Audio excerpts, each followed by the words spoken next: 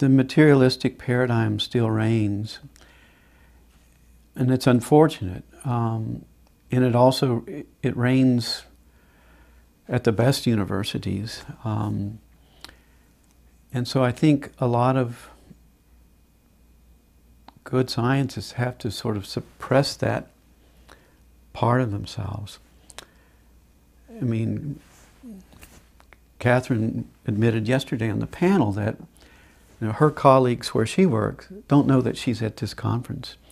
And I met someone today from the CDC who gave a lovely little talk, but whose colleagues probably don't know that he's here. In some ways, I've had an advantage at not being at a premier institution, because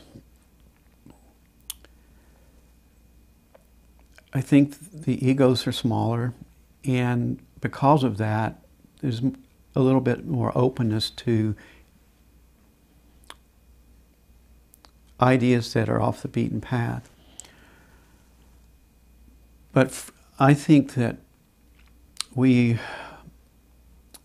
my talk tomorrow, I will sort of suggest that we're at the beginning of a third Copernican revolution. And you've already alluded to that. The first Copernican revolution had to do with cosmology. The second one had to do with biology. And science and religion divorced after the second Copernican revolution, after the Darwinian revolution. They separated after Copernicus, they divorced after Darwin.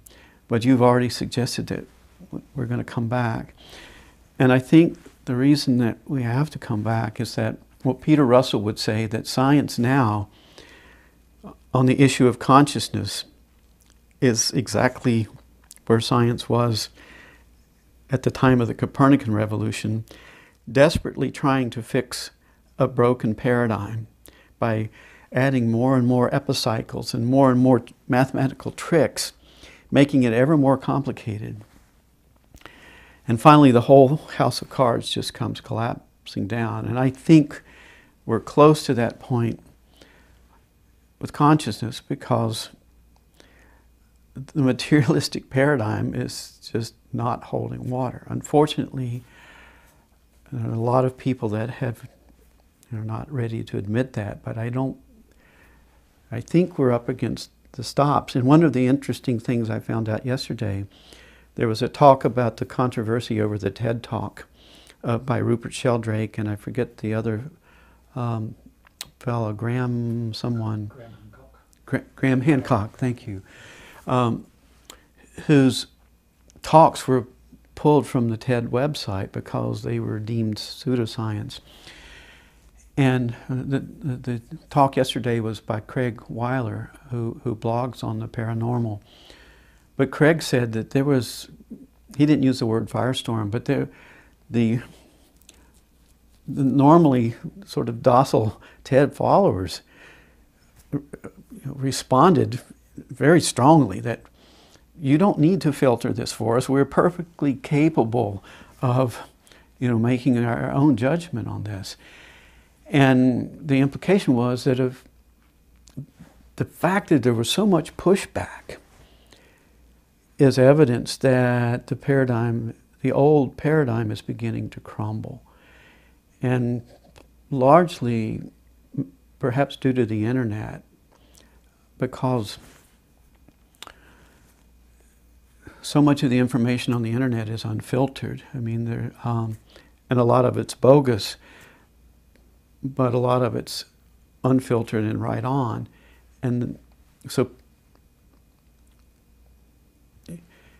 what used to go through the sort of scientific censors and be filtered by the skeptics is getting around the skeptics and going directly to the public now.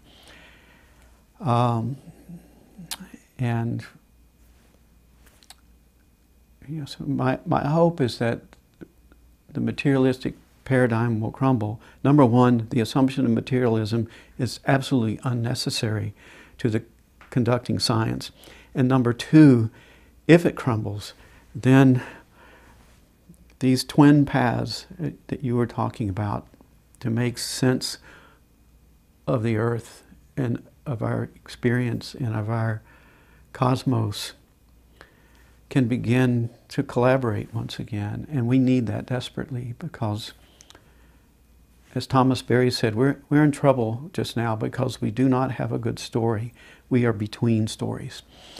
And we're forced now to choose between an alienating science or an unscientific philosophy. And we need both types of wisdom to heal the problems that we face.